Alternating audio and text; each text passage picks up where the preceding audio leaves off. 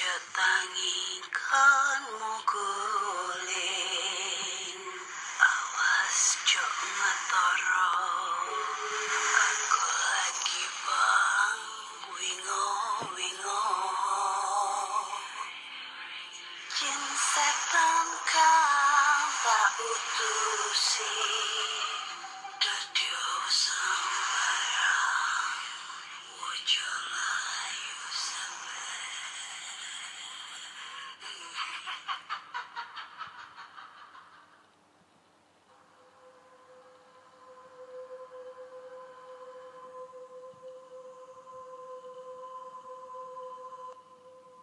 Assalamualaikum warahmatullahi wabarakatuh. Selamat datang di podcast kisah horor.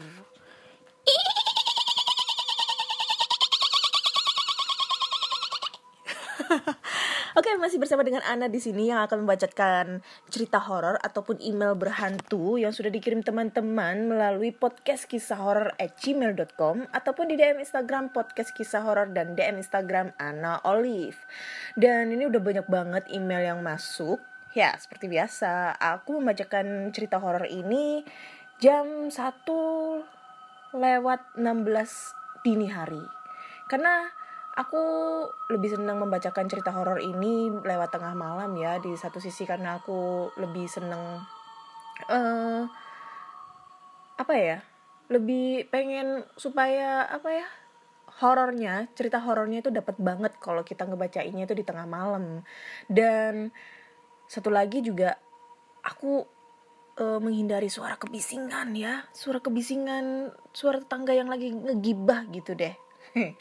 Ya gitu deh. Dan ini aku tuh kebetulan aku bikin podcast ini sambil live di Instagram ya hari ini. Live di Instagram aku yang Instagram Ana Olive ya. Gak mungkin lah aku live Instagram di podcast kisah horor karena followersnya masih 50-an. 60 ya, udah 60. Jadi paling yang ngeliat aku cuma 2 orang ataupun 1 orang ya kan. Lagian juga di Instagram aku juga yang lihat cuma 3 orang nih.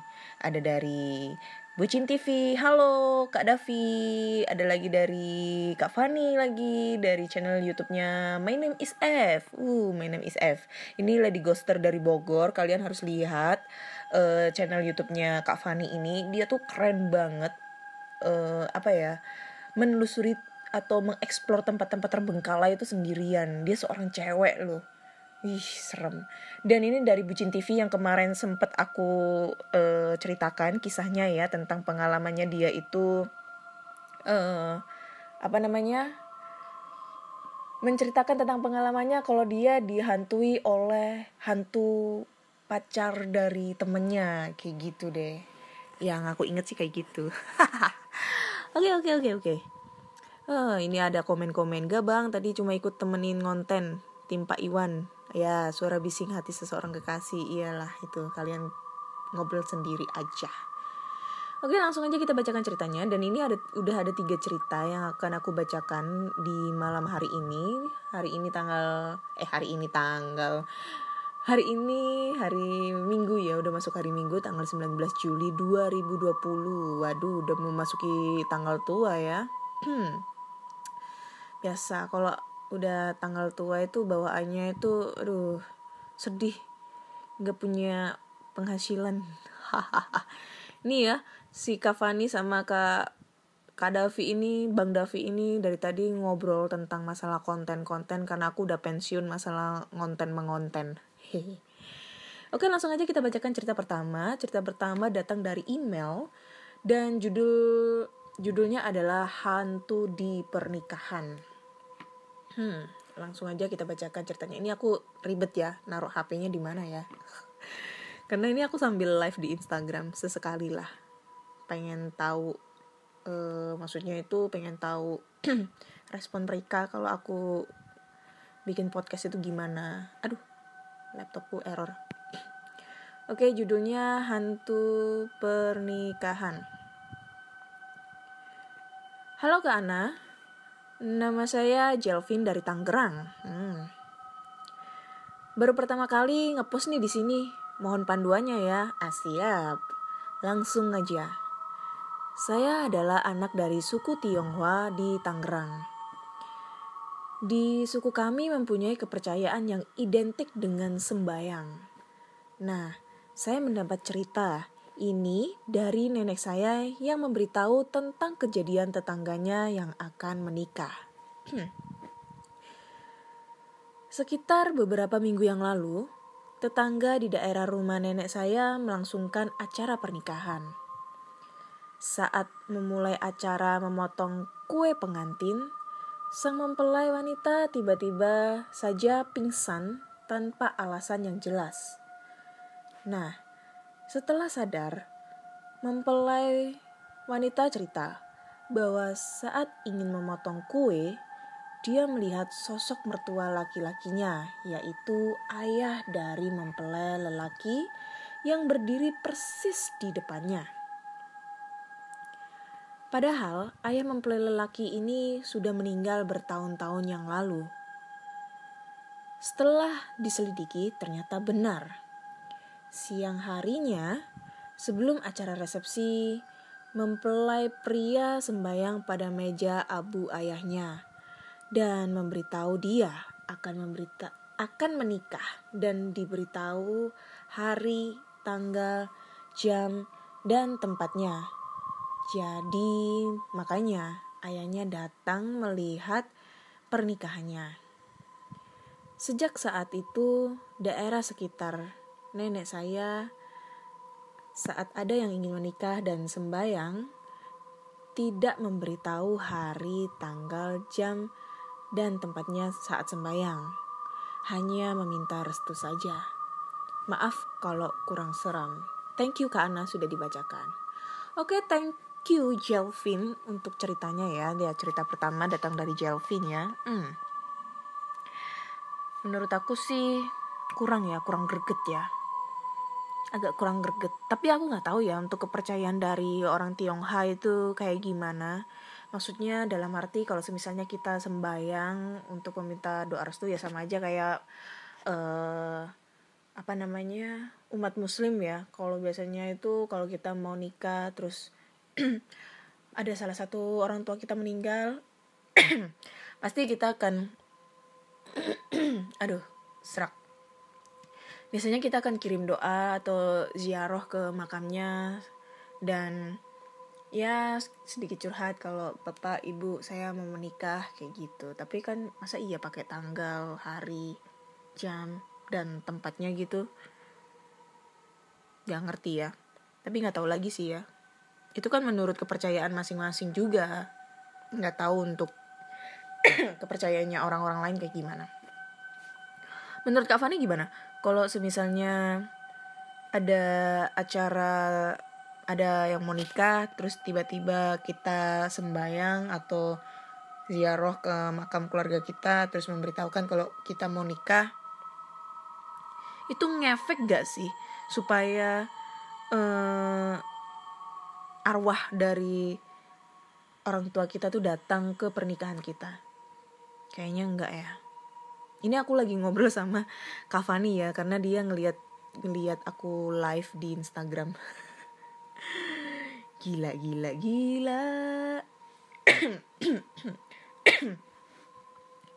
Oke, cerita pertama ya udah aku bacain. Menurut aku kurang greget ceritanya. Langsung aja kita ceritakan cerita kedua. Wih, ceritanya agak panjang juga ya. Cerita kedua ini datang dari email. Dan judul ceritanya adalah Hantu di Ruang Musik Sekolah. Halo podcast kisah horor, halo juga. Ceritanya pas gue kelas 2 SMA. Aduh, gue lo gak enak banget sih. Oke. Aku biasanya sarapan pagi di kantin sekolah aku yang letaknya di bawah tanah. Pengap-pengap gitulah. Untuk menuju kantin ada 2 tangga. Satu melewati kantor kepala sekolah dan satu lagi berdekatan sama ruangan belajar agama Islam, Buddha, dan Kristen. Anjay. Jadi, aku turun tadi sebelum makan. Melewati ruang kepala sekolah. Benar-benar kantin yang juga aneh. Tidak menjual sarapan lagi. Tapi aku terlebih dahulu sudah membawa nasi bungkus dari rumah. Sarapan sama kakakku dan temenku. Gak lama jam 7 gitu. Teman-teman yang lain udah pada datang dan langsung ikut comot kerupuk-kerupuk dari nasi bungkus aku. Jam 7:15 gitu baru bel sekolah berdentang. Jadi selesai makan, aku sama teman-teman plus kakakku jalan mau menuju ke atas ninggalin kantin. Terus kita naik ke tangga yang deket sama ruang agama tadi yang aku ceritain. Biasanya kita juga lewat di sana dan sambil ngobrol soal film dan lain-lain. Di sebelah ruang agama Buddha itu tetanggaan sama ruang agama Islam. Di dekat ruang agama Islam itu ada tangga kecil. Isinya ada mainan untuk anak TK. Dan dulu di ruang musik itu ruangannya anak TK. Ruang musik itu tetanggaan sama ruang agama Kristen. Agak sedikit bingung ya. Jadi setiap ruangan, sebentar aku jelasin dulu ya. Jadi setiap ruangan agama, maksudnya kalau di sekolah itu ada ruangan agama sendiri-sendiri gitu lah. Kelas agama lah, ibaratnya kayak gitu, kelas agama. Ada ruang agama Islam, ruang agama Buddha, ruang agama Kristen, dan ruang agama Hindu. Terus di dekat ruang agama Islam itu ada tangga kecil dan isinya ada mainan untuk anak TK mungkin di ruangan itu. Dan dulu ruang musik itu ruangannya anak TK. Ruang musik itu tetanggaan sama ruangan agama Kristen. Nah, paham gak? Aku sendiri juga agak bingung ini. Maksudnya kayak gimana ya? Oke, lanjut. Mainan di sana itu udah lama gak kepegang. Kita yang udah biasa lewat pun gak merasa ada yang aneh. Tapi yang tiap hari kita liatin itu yang mainan jungkat-jungkit. Permainan yang 2 orang naikin seperti timbangan gitulah.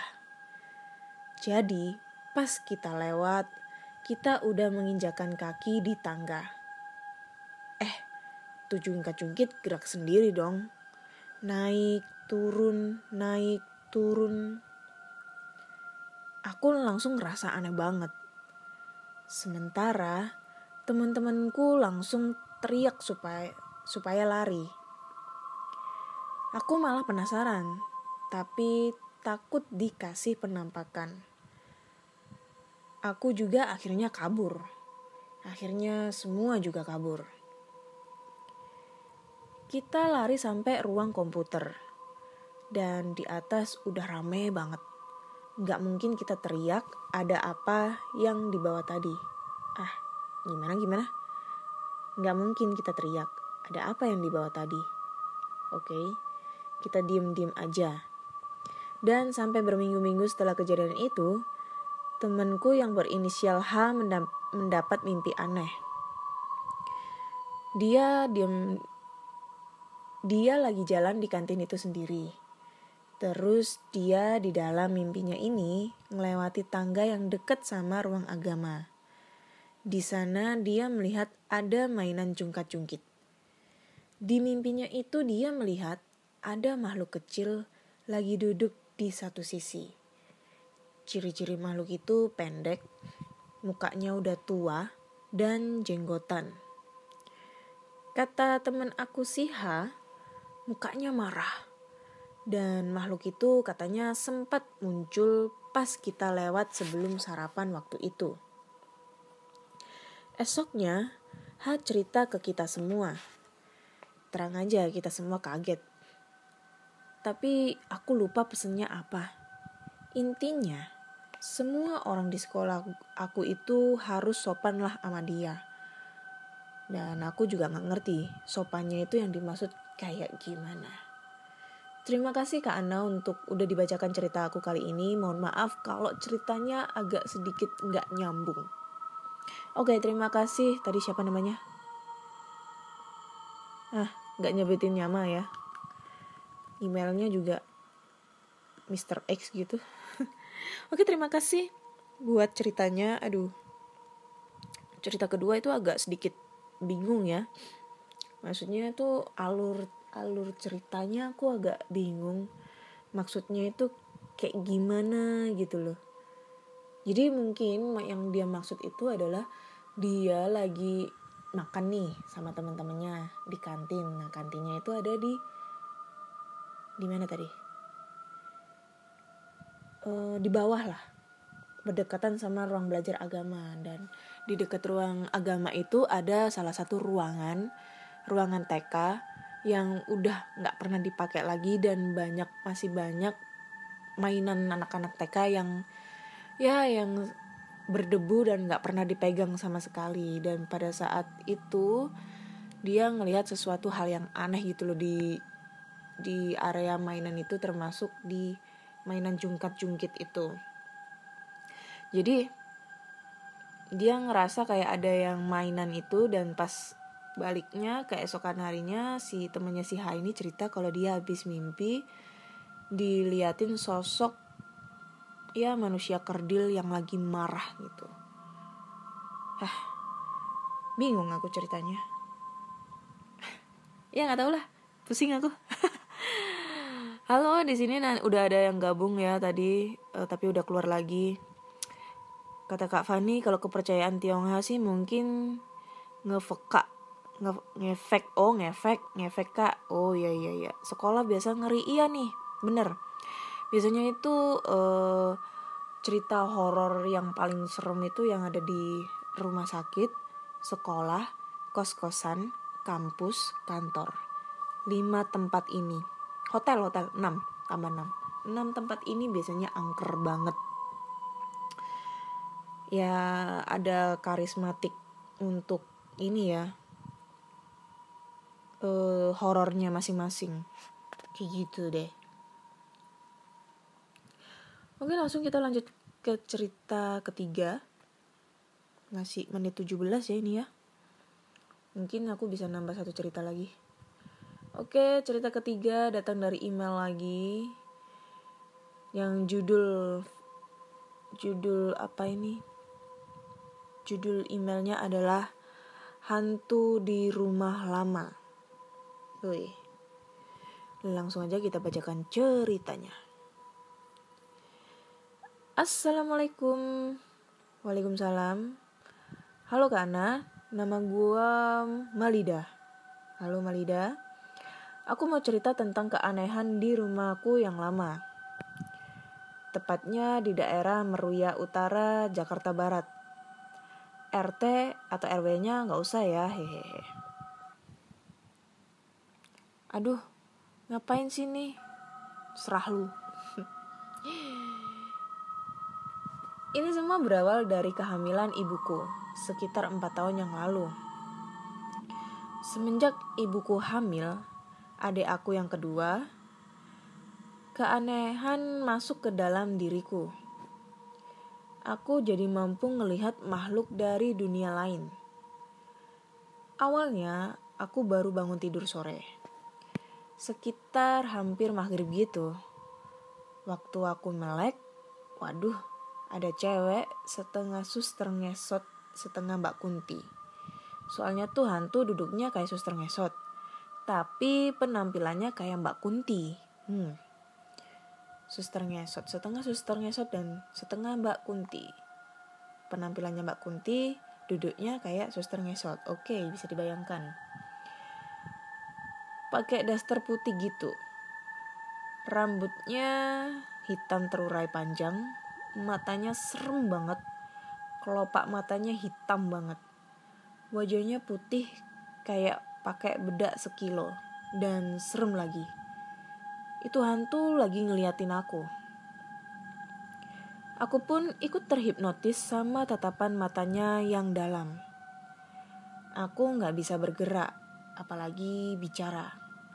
Karena ketakutan, Aku pun langsung merem lagi sambil baca doa dalam hati. Alhasil pas aku melek lagi, itu hantu udah minggat. Saking takutnya, aku langsung ngibrit keluar dari kamar. Gak sekali itu aja aku melihat hantu. Keesokan harinya, petang hari, aku sering ngeliat Mbak Kunti terbang dari jalanan di samping rumahku, entah menuju kemana. Kalau tengah malam pun sering kedengeran seperti orang menyapu halaman gitu. Tapi aku gak pernah keluar buat ngeliatnya. Kata orang yang jaga malam sih itu kuntilanak. Dulunya di dekat rumahku emang ada pohon jambu air. Yang konon ada kuntilanaknya. Mungkin karena tuh pohon ditebang, kuntilanaknya jadi bertebaran, wanjay. Oke, kita pindah ke hantu yang lainnya. Hari-hari berikutnya, aku sering ngelihat hantu anak kecil gitu. Dia selalu lewat di samping meja komputer di kamarku. Ya, untungnya sih, tuh hantu nggak pernah ngeganggu. Awalnya aku takut karena ngelihat hal seperti itu. Tapi lambat laun udah terbiasa. Lalu kalau aku bangun jam 2 atau 3 dini hari gitu, terdengar suara gendingan Jawa gitu. Semakin aku pertajam pendengaran, maka semakin keras pula gendingannya. Masa sih ada orang nabuh gendingan malam-malam gini? Terus pas gerimis sore gitu, aku sama adik aku ngeliat cewek berkerudung putih lewat depan rumahku. Tiba-tiba tuh cewek langsung hilang. Langsung dah aku tutup gorden itu. Ya, rumahku emang deket sama kuburan. Kata ibu dan tanteku yang bisa ngelihat makhluk lain pun membenarkan keberadaan makhluk halus yang aku lihat itu. Tanteku bilang, emang rumahku ditunggu hantu anak kecil itu. Kalau ibuku sering ngelihat hantu bapak-bapak gitu di pojok dekat dapur. Dan anehnya lagi, aku kan pernah tukeran kamar sama bapakku. Waktu bapakku tidur di kamarku, katanya selalu direp-repin. Gak bisa melek karena dikekang hantu. Ya mungkin ketindian gitu ya. Dan sering ngigo gitu. Akhirnya bapakku gak mau tuh di kamarku lagi. Mungkin cukup sampai di sini dulu cerita dari aku. Maaf kalau gak serem. Atas perhatiannya terima kasih ya kak. Wassalamualaikum warahmatullahi wabarakatuh. Waalaikumsalam warahmatullahi wabarakatuh. Oke, terima kasih ceritanya buat Mbak Malida. Ceritanya ya. Aku ini mungkin agak sedikit gak fokus banget ya ngebacain ceritanya karena emang sambil live. Ternyata kalau kita ngebacain cerita podcast sambil live itu agak sedikit kurang fokus ya. Karena harus melihat performa juga di depan kamera gitu kan. Kayak gimana? Anjay. Oke, terima kasih buat ceritanya Mbak Malida. Hantu di rumah lama ya. Ini kayak ceritanya siapa ya? Waktu itu episode berapa ya? Sama kayak gitu. Ya itu mungkin karena efek dari ditebangnya pohon jambu air. Akhirnya setan-setannya pada bertebaran kemana-mana. Dan kemungkinan itu jambu air, pohon jambu air adalah rumah keluarga hantu gitu ya. Ada bapak-bapak, ada ibu-ibu, dan ada anak kecil. Jadinya sekeluarga kan? Wanjay. Kayak gitulah. Nih, kata Mbak Fani, grogi. Iya, grogi. Aku tuh grogi. Karena biasanya kalau aku bikin podcast kan nggak pernah ngadep kamera ya. Kalaupun biasanya ngadep kamera itu biasanya kan nggak live, tapi ya biasa aja gitu loh. Oke, langsung aja kita lanjut ke cerita terakhir ya. Cerita keempat.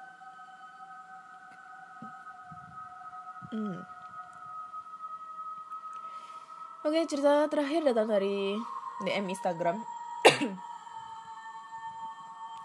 Judulnya adalah Hantu Pengendara Motor di Magelang. Langsung aja kita bacakan ceritanya. Halo podcast kisah horor. Namaku Yans. Aku ingin menceritakan salah satu dari sekian banyak kejadian gaib yang terjadi dalam hidupku. Aku cuma pengen share. Kalau kurang serem, ya maaf ya kak. Baru pertama nih, dan ini real nyata. Oke. Ini cerita tahun 2005, waktu aku masih sering pulang malam saat pulang dari kampus di daerah Magelang. Waktu itu aku dapat kabar kalau di daerahku tersebut baru ada kecelakaan tunggal dahsyat dan yang mengalami meninggal di tempat. Dia adalah tetangga temanku yang berprofesi sebagai pembalap road race yang kebetulan besok minggu ada di race di Jogja. Pas aku mau pulang kira-kira jam 2 malam, teman-temanku udah bilang, jangan pulang dulu, pulang pagi aja. Walaupun mereka bilang begitu, tapi aku tetap ingin pulang. Karena di rumah juga sendiri dan rencananya besok paginya aku pengen bersih-bersih rumah. Dari kampus jalan santai. Motor kulaju dengan sebatang rokok di tangan. Selang beberapa menit, sampailah aku di SPBU 24 jam buat mengisi BBM dan petugas SPBU-nya tanya, mau kemana mas? Malam-malam kayak gini. Aku jawab, dari kampus mau pulang nih mas. Petugas SPBU pun bilang lagi, tadi di daerah Tanjung titik. Tanjung mana ini ya? Ada kecelakaan parah loh mas. Naik motor nabrak mobil, tewas di tempat. Pengemudinya kegencet bareng motornya. Jadi pengemudinya gak bisa dikeluarin dari kap mobil kijang dan mau gak mau evakuasi harus motong itu motor biar pengemudi motor bisa dikeluarin. Terus aku mikir itu motor kencengnya kayak apa ya? Kok bisa kecelakaan sampai segitunya? Selesai dari pom, aku melanjutkan perjalanan dan di jalan, aku masih kepikiran yang diceritain sama petugas SPBU tadi. Pas aku masuk jalan yang diomongin petugas tadi, baru aku ingat kalau perumahanku harus melewati daerah itu. Jadi pada saat itu ciut nyaliku mau pulang atau balik ke kampus lagi. Karena juga masih setengah perjalanan. Dagdikduk hati ini. Aku nekat pulang. Waktu masuk pertigaan yang diceritakan tadi, jalanannya sepi. Gak ada motor atau mobil yang lewat. Sambil baca-baca doa, aku laju motor kira-kira 80 km per jam. Tiba-tiba, aku dengar suara motor di belakang. Dalam hati, aman dan teman gak jadi sendiri nih. Oh, dalam hati aman, ada teman, gak jadi sendirian nih. Anjay, salah fokus gue. Tapi suara motor kok gak nyalip-nyalip ya? Padahal kedengeran kenceng banget. Aku lihat kaca spion. Terlihat ada lampu motor di belakang. Aku jadi merinding. Seketika juga motorku laju agak kencang. Tapi motor yang di belakang tetap ngikutin. tambah merinding. Aku pelintir gas sekencang-kencangnya. Pas aku lihat ada tanda silang di jalan, itu tanda silang warna putih, tanda di mana kecelakaan terjadi. Aku tambah kencengin motorku sambil doa dalam hati. Sesudah lewat tanda dari polisi tadi, motor di belakang langsung nyalip. Aku seketika ingin teriak, tapi seperti kekunci bibir aku ini, karena aku bisa lihat dengan jelas itu motor nyalip, tapi orangnya udah gak normal. Tangan kirinya udah lepas, melambai-lambai, kayak kain ketiup angin. Dan kaki kiri ada di jok belakang berlumuran darah. Wanjay. Yang paling mengerikan itu adalah kepala dongak ke belakang. Wanjay, ada di punggung. Pokoknya ngeri deh. Aku gak berani ngeliat. Aku tambah kencengin, tapi gak bisa. Aku konsen dan sadar kalau sudah melewati SMP Muhammadiyah yang udah gak kepake. Harusnya jalan belok kiri, tapi yang aku lihat jalan tetap lurus. Aku coba teriak sekuatku dan alhamdulillah aku bisa lihat jalan yang asli dan aku rem berusaha untuk berhenti. Ternyata tepat di depanku ada pohon yang hanya berjarak kurang 1 meteran gitu deh. Dan aku ucap alhamdulillah. Karena kalau aku gak berhenti, pasti aku nabrak itu pohon. Sebelum aku jalan lagi, aku berusaha baca-baca doa. Untukku dan untuk almarhum, biar gak ganggu lagi. Dan setelah aku baca doa yang terakhir, aku masih bisa ngedenger itu motor digeber-geber di belakang. Tapi aku gak lihat itu motor. Dengan masih ketakutan, akhirnya aku sampai juga di rumah tepat jam 3 dini hari. Aku langsung tarik selimut, berusaha untuk pejamkan mata. Besok Senin, aku cerita ke teman-teman kampus. Ternyata ada berita lagi. Sekitar jam 3:15 dini hari, ada kecelakaan di lokasi yang tepat kemarin malam aku berhenti. Dan orangnya kritis. Wanjay, jadi nabrak pohon itu orang, anjay. Begitulah ceritaku yang sampai sekarang masih keingat kalau aku pulang malam. Dan sekarang aku udah kerja di daerah Solo yang mau aku ceritakan lagi. Maaf kalau ceritanya kepanjangan dan kurang serem. Maklum baru pertama nge-share. Thanks ya kak, udah baca ceritaku. Kritik dan saran ditunggu. Sukses untuk podcast kisah horor. Oke, terima kasih buat Mas siapa ini tadi? Mas Yans untuk ceritanya ya, wanjay. Ini serem. Waduh, cerita terakhir ini klimaks banget ya, serem bener kata Kak Fani tuh serem ini. Dan apa ya?